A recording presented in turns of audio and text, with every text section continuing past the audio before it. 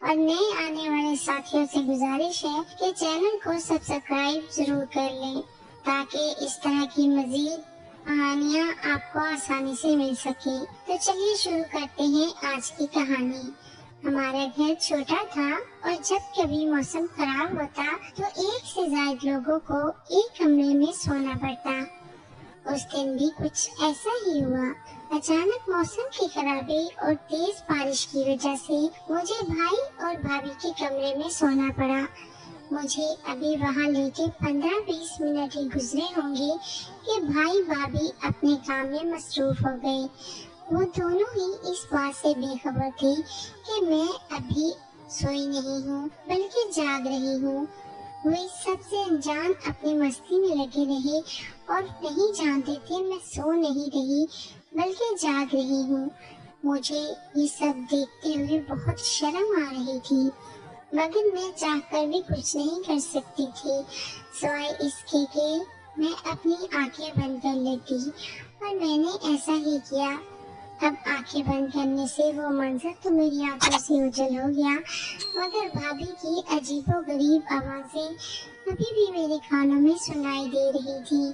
खुदा खुदा करके वो रात गुजरी और उस दिन के बाद से मैंने ये अहद कर लिया कि अब चाहे जो भी हो मैं उनके कमरे में नहीं सोऊंगी।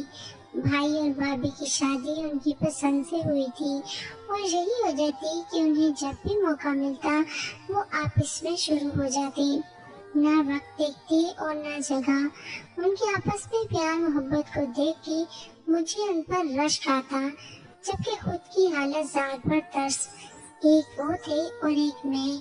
मेरे माँ बाप ने मेरी पसंद जाने बगैर मुझे जबरदस्ती नदीम के साथ ब्याह दिया था, जबकि उमर से प्यार करती थी और उससे शादी करना चाहती थी। मगर माँ बाप की जिद के हाथों मजबूर होकर मैंने नदीम से शादी के लिए हाँ कर दी।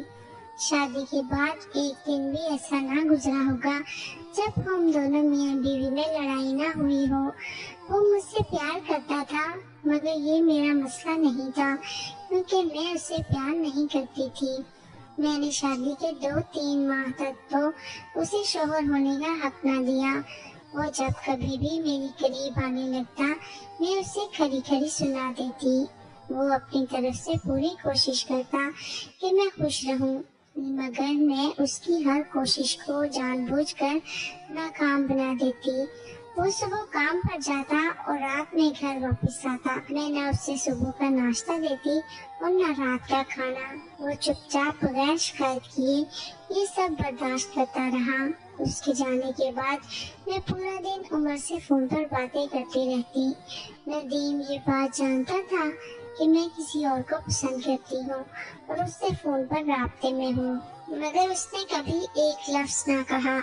नदीम और मैं अलग घर में रहते थे, मगर कभी कभी मेरी सास यहाँ चक्कर लगा लिया करती थी। शादी के 7-8 माह गुजरने के बाद जब उन्हें कोई खुशखबरी ना मिली तो एक दिन वो कहने लगी, आखिर कब मुझे इस घर से बच्चों के रोने हंसने की आवाजें सुनाई देंगी।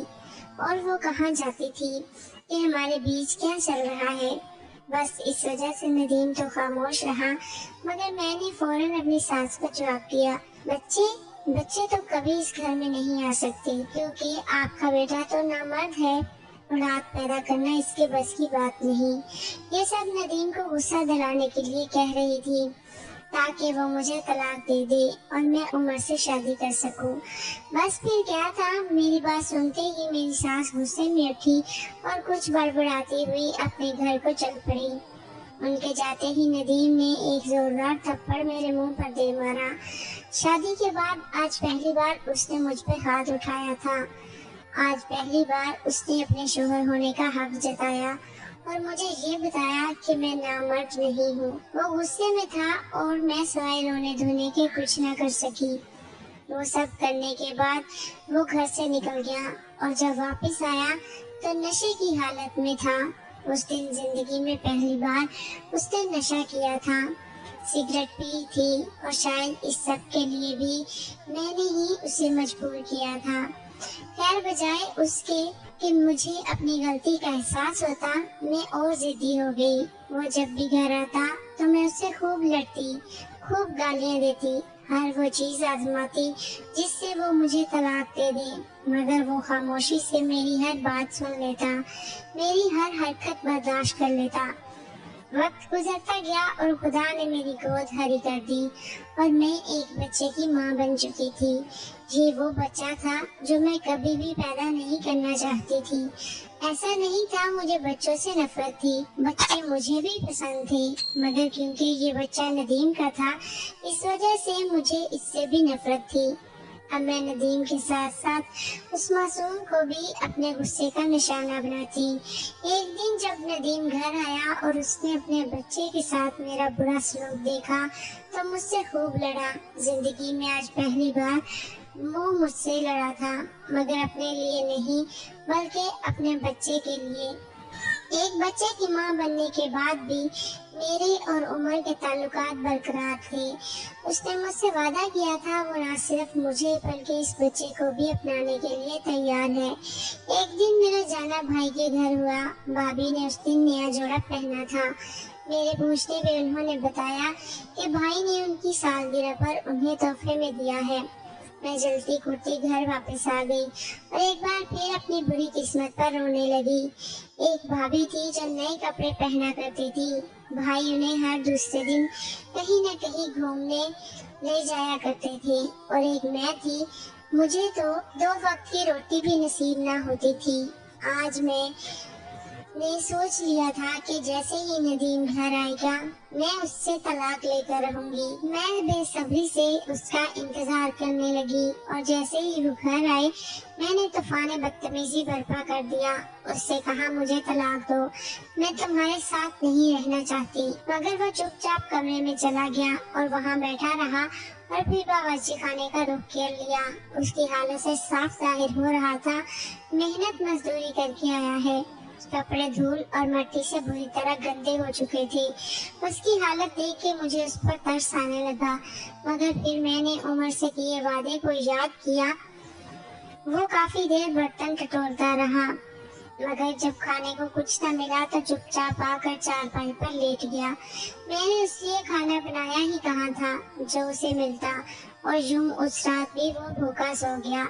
मैं दिल ही दिल में सोचने लगी कि अगर इसकी जगह कोई और मर्द होता तो वो मुझे अब तक कब का तलाक दे चुका होता। मगर एक ये है, न जाने क्यों अब तक ये सब बर्दाश्त कर रहा है। खैर वक्त गुजरता रहा। नदीम सुबह जाता और रात में थका हारा घर वापस आता। मैं इसके लिए कभी खाना ना बनाती। वो चुपचाप बावर्ची खाने में जाता, खाना तलाश करता, मगर कुछ न मिलता।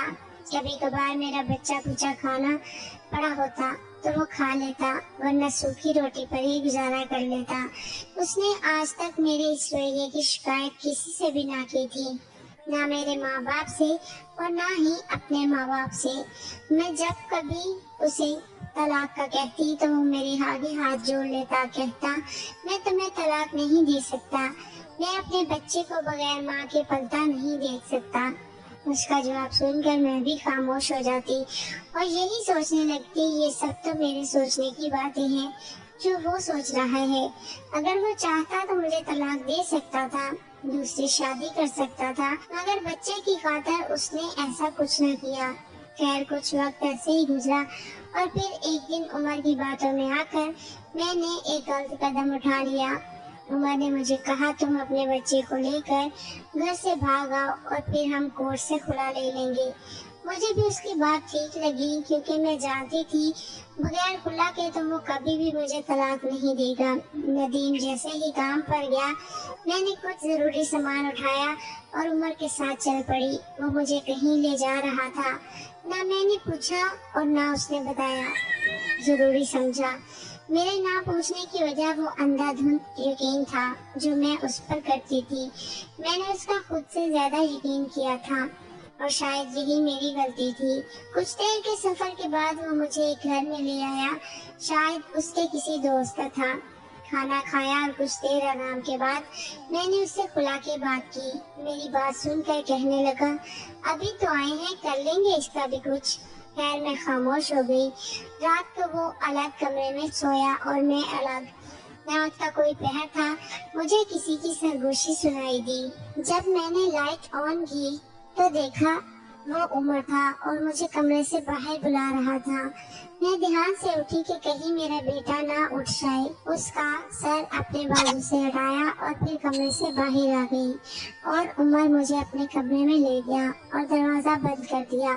मैंने सवालिया नजरों से उसकी तरफ देखा कि आखिर ये सब क्या है, मगर मेरे इस सवाल का जवाब उसने जो मुझे दिया वो बताना नामुमकिन है।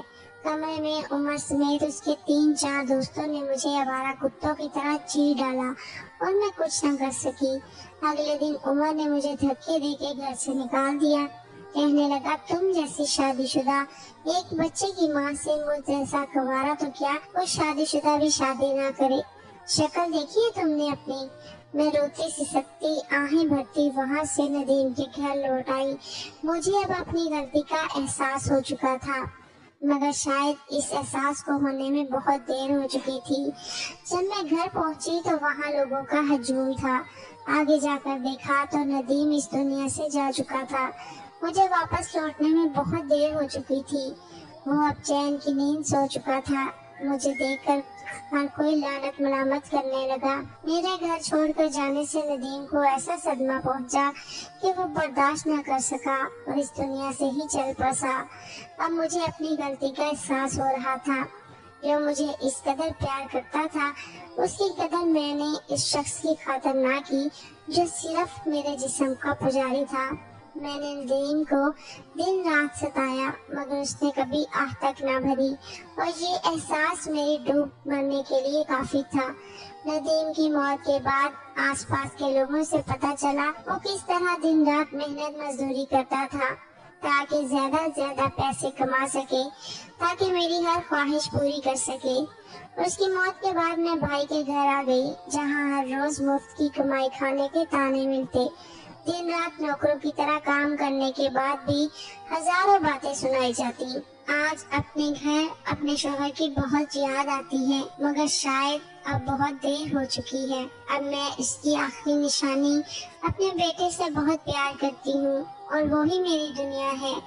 नाज़रीन, कदर करें उन लोगों की जो आपकी कदर करते हैं, इससे पहले कि बहुत देर हो जाए।